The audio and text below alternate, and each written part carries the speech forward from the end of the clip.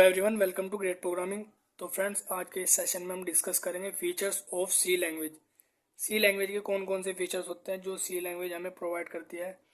तो चलिए देखते हैं सी लैंग्वेज के कौन कौन से फीचर्स होते हैं। फर्स्ट फीचर है सी लैंग्वेज का simple and easy to learn. C एक सिंपल लैंग्वेज है जिसको यूज़र आसानी से सीख सकता है। सी लैंग्वेज ईजी क्यों है, उसका क्या रीज़न है? उसका रीज़न यह है कि जब हम सी लैंग्वेज में प्रोग्रामिंग करते हैं तो वो हाई लेवल लैंग्वेज में करते हैं, और कंप्यूटर जो समझता है वो समझता है बाइनरी लैंग्वेज 0 1 को। अगर हमें इंग्लिश लैंग्वेज में यानी हाई लेवल लैंग्वेज में 5 लिखना तो हम कैसे लिखेंगे? सिंपली लिख देंगे 5। और अगर हमें यही 5 कंप्यूटर की लैंग्वेज में लिखना हो तो हम कैसे लिखेंगे? 1 0 1, जिसको हम बाइनरी नंबर बोलते हैं 5 का। अगर 2 का बाइनरी नंबर लिखना हो तो हम कैसे लिखेंगे? 1 0। 3 का लिखना हो तो 1 1।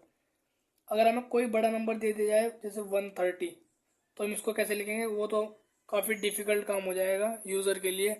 इसलिए सी लैंग्वेज ईजी है जिसको हम आसानी से सीख सकते हैं।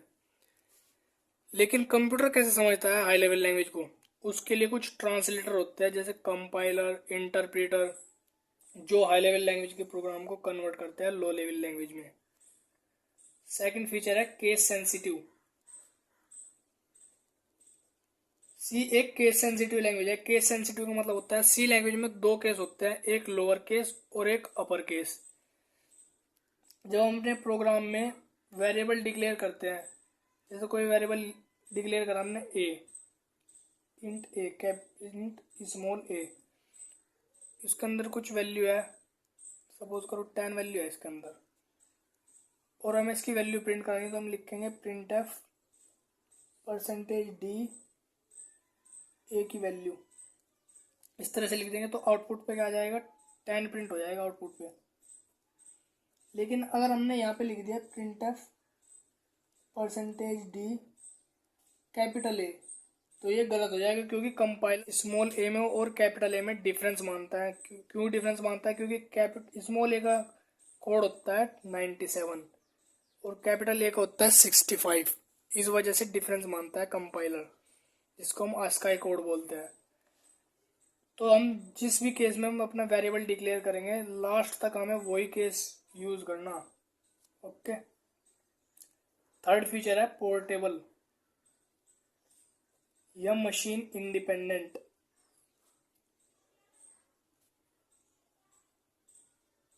सी एक पोर्टेबल लैंग्वेज है। सी लैंग्वेज का प्रोग्राम हम एक सिस्टम से दूसरे सिस्टम में पोर्ट कर सकते हैं, कोई प्रॉब्लम नहीं है। वो प्रोग्राम हमारा दूसरे सिस्टम में एग्जीक्यूट होगा या नहीं होगा वो अलग बात है। लेकिन सी लैंग्वेज एक पोर्टेबल लैंग्वेज है जिसको हम एक सिस्टम से दूसरे सिस्टम में पोर्ट कर सकते हैं, जिसके प्रोग्राम को हम। फोर्थ है प्लेटफॉर्म डिपेंडेंट। सी एक प्लेटफॉर्म डिपेंडेंट है। प्लेटफॉर्म यहाँ किसको बोला गया? ऑपरेटिंग सिस्टम को बोला गया है यहाँ पे प्लेटफॉर्म। जब हमने अपना सी लैंग्वेज का प्रोग्राम एक सिस्टम से दूसरे सिस्टम में पोर्ट कर लिया था, तो वहाँ पे वो एग्जीक्यूट होगा या नहीं होगा वो कैसे पता चलेगा? वो ऑपरेटिंग सिस्टम से पता चलेगा। अगर हमारे सिस्टम में, दोनों सिस्टम में ऑपरेटिंग सिस्टम सेम है, सपोज करो फर्स्ट कंप्यूटर में है हमारा लिनक्स और दूसरे कंप्यूटर सिस्टम में लिनक्स, दोनों में सेम है, तो हमारा सी लैंग्वेज का प्रोग्राम इजीली एग्जीक्यूट हो जाएगा, कोई प्रॉब्लम नहीं आएगी। लेकिन अगर दोनों में ऑपरेटिंग सिस्टम डिफरेंट है, सपोज करो पहले में है लिनक्स और दूसरे में है यूनिक्स, तो हमारा सी लैंग्वेज का प्रोग्राम एग्जीक्यूट नहीं हो पाएगा, क्योंकि प्लेटफॉर्म डिपेंडेंट है सी लैंग्वेज। फिफ्थ फीचर है मिड लेवल लैंग्वेज। सी एक मिड लेवल लैंग्वेज है, क्योंकि सी लैंग्वेज में दोनों के फीचर्स हैं, लो लेवल लैंग्वेज के भी और हाई लेवल लैंग्वेज के भी, इसलिए हम इसको मिड लेवल लैंग्वेज भी बोल सकते हैं। सिक्स है रिच लाइब्रेरी।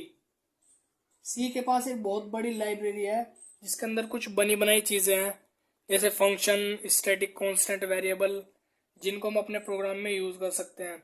अगर हमें कोई प्रीडिफाइंड फंक्शन या स्टैटिक कांस्टेंट वेरिएबल यूज़ करना अपने प्रोग्राम में, तो हमें क्या करना पड़ेगा? उसकी हेडर फाइल इंक्लूड करनी पड़ेगी अपने प्रोग्राम के टॉप पे, जिसको हम लाइब्रेरी बोलते हैं सी लैंग्वेज की। सेवेंथ है स्ट्रक्चर्ड प्रोग्रामिंग लैंग्वेज। स्ट्रक्चर का मतलब होता है ढांचा, किसी चीज़ का ढांचा तैयार करना। सपोज करो जब हम अपना घर बनाते हैं तो हम सबसे पहले क्या करते हैं, उसका एक नक्शा डिज़ाइन करते हैं, उसका मैप डिज़ाइन करते हैं, जिसको हम स्ट्रक्चर बोलते हैं कि भाई यहाँ पे रसोई होनी चाहिए, यहाँ पे बेडरूम, यहाँ पे हॉल। तो हम उसका एक स्ट्रक्चर तैयार कर लेते हैं। तो इसी तरह जब हम सी लैंग्वेज का प्रोग्राम बनाते हैं, कोई लार्ज प्रोग्राम बनाते हैं, तो हम उसका एक स्ट्रक्चर तैयार कर लेते हैं, उसको छोटे छोटे मॉड्यूल्स में डिवाइड कर लेते हैं, जिसको हम फंक्शंस बोलते हैं। तो ये था सी लैंग्वेज के फीचर्स के बारे में कि सी लैंग्वेज के फीचर्स कौन कौन से होते हैं जो सी लैंग्वेज में प्रोवाइड करती हैं। ओके, क्लियर है? Thank you so much.